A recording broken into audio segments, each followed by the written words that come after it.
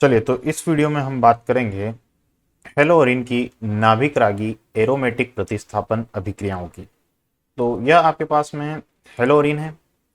तो यहाँ पर इस हेलोरीन में एक बेंजीन रिंग उपस्थित है, और चूंकि बेंजीन रिंग में इलेक्ट्रॉन घनत्व ज़्यादा होता है, तो यह आसानी से इलेक्ट्रॉन रागी एरोमेटिक प्रतिस्थापन अभिक्रिया तो प्रदर्शित करते हैं।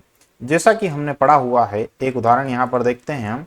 क्लोरोबेंजीन का नाइट्रीकरण, यहाँ पर जो NO2 पॉजिटिव इलेक्ट्रॉन रागी है वो ऑर्थो स्थिति और पैरा पोजीशन पर जुड़ करके इस तरह से दो उत्पादों का निर्माण करता है।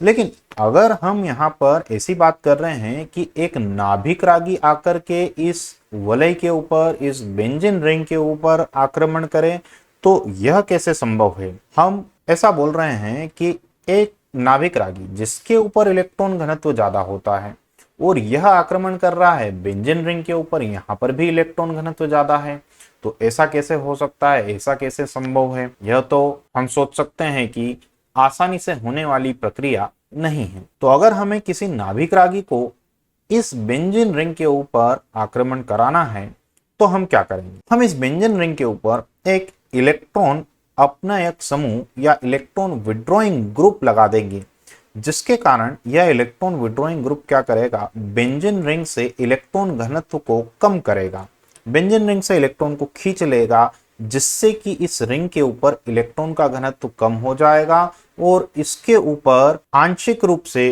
धनावेश उत्पन्न होगा, जिसकी वजह से यह नाभिक रागी अब आसानी से इस रिंग की ओर आकर्षित होगा और इस रिंग के ऊपर आक्रमण कर पाएगा। तो अगर आपको जितने ज्यादा इलेक्ट्रॉन विड्रॉइंग समूह बेंजीन रिंग से जुड़े हुए होंगे किसी भी दिए गए अराइल हैलाइड में, तो जो नाभिक रागी एरोमेटिक प्रतिस्थापन अभिक्रिया है उसकी क्रियाशीलता या उस क्रिया का वेग ज्यादा होगा।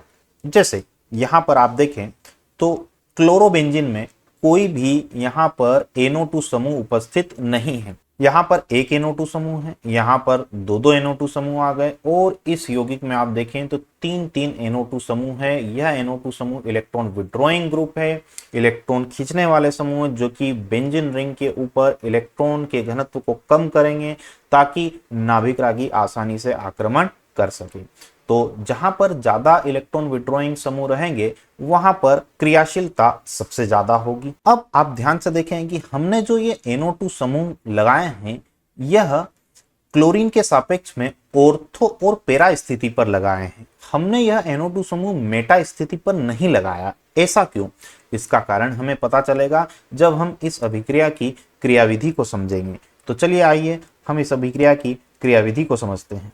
यहां देखें आप, सबसे पहले हमने यहां पर ऑर्थो स्थिति पर NO2 समूह लगा रखा है। यह यौगिक अगर आप देखें तो यह एरोमेटिक है। जब नाभिक रागी इस कार्बन के ऊपर आक्रमण करेगा तो यहां से यह पाई बॉन्ड टूटेगा और इस कार्बन के ऊपर ऋणावेश आ जाएगा। यह कुछ इस तरह से प्रतीत होगा। अब आप इन दोनों स्पीशीज को अगर देखें तो यह स्पीशीज एरोमेटिक है और यह स्पीशीज नॉन एरोमेटिक है। क्योंकि एरोमेटिक अधिक स्थायी होता है और नॉन एरोमेटिक की स्थायित्व कम होता है, इसलिए यह जो चरण रहेगा इस चरण में हमें बहुत अधिक ऊर्जा देनी पड़ेगी। इसलिए यह जो चरण है यह सबसे धीमा चरण होगा इस पूरी अभिक्रिया में। तो नाभिक रागी का जो योग हो रहा है अराइल हैलाइड में, नाभिक रागी का जो योग हो रहा है वह चरण सबसे धीमा चरण होता है और यह दर निर्धारित करने वाला चरण होता है। अब यहां पर अगर आप देखें तो इस कार्बन के ऊपर ऋणावेश आया है और इसी कार्बन से हमारा इलेक्ट्रॉन अपनयक समूह NO2 समूह जुड़ा हुआ है। यह इलेक्ट्रॉन को खींचेगा। यह जो ऋणावेश है यह NO2 समूह के साथ अनुनाद में भाग ले सकता है। कहने का अर्थ यह हुआ कि हमारा यह जो NO2 समूह है यह इस मध्यवर्ती कार्ब ऋणायन को स्थायित्व प्रदान कर रहा है। तो कुछ इस तरह से यहाँ पर अनुनाद संरचनाएं इसकी बनाई हुई है। अब आखिरी में जब यह Cl बाहर निकल जाएगा तो हमें अंतिम उत्पाद कुछ इस तरह से प्राप्त होगा।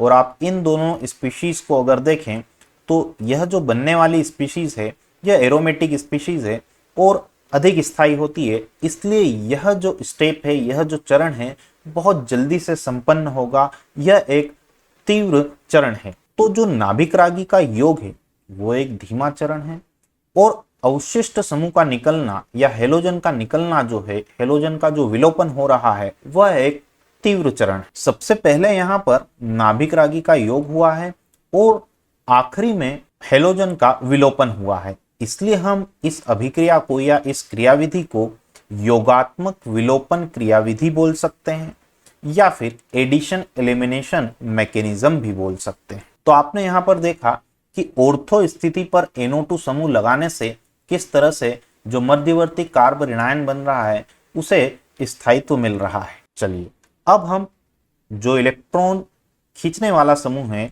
इलेक्ट्रॉन विड्रॉइंग ग्रुप, या हम बोल सकते हैं इलेक्ट्रॉन अपनयक समूह, उसे हम पैरा स्थिति पर लगाते हैं। तो चूंकि सबसे पहले पद में नाभिक रागी का आक्रमण होता है, तो नाभिक रागी आक्रमण करेगा, यह पाई बंध इस तरह से यहां पर विदलित होगा और ऋणावेश आएगा।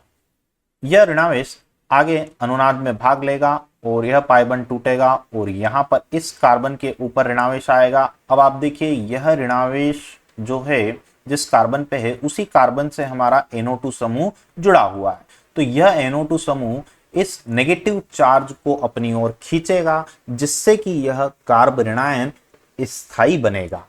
तो वापस से यहां पर भी जो बनने वाला मध्यवर्ती है वह इस NO2 समूह की उपस्थिति के कारण स्थायी बन रहा है और हमारी अभिक्रिया आसानी से हो पाएगी। आखिरी चरण में उसी तरह से Cl बाहर निकला और हमें आखिरी में वापस से एक एरोमेटिक स्पीशीज प्राप्त हो गई।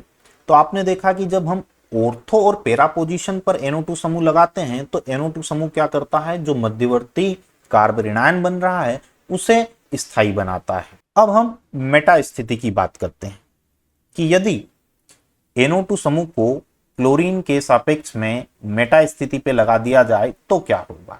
चलिए, नाभिक रागी का आक्रमण होगा, पाई बंध इस तरह से टूटेगा और इस कार्बन पर ऋणावेश आएगा। तो नेगेटिव चार्ज इस कार्बन पर आया। अब जब नेगेटिव चार्ज पाई बंध में परिवर्तित होगा तो यहाँ पाई बंध बनेगा और ये वाला पाई बंध नेगेटिव चार्ज में परिवर्तित हो जाएगा। अगली अनुनाद संरचना यहाँ पर देखिए आप।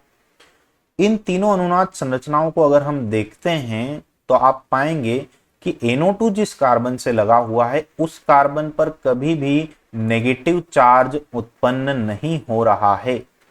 कहने का अर्थ यह हुआ कि यहाँ पर जो कार्ब ऋणायन बन रहे हैं उन्हें NO2 उतनी अच्छी तरह से स्थायी नहीं बना पा रहा है जितना कि वह कब बना पा रहा था, जब NO2 ऑर्थो और पैरा स्थिति पर जुड़ा हुआ था।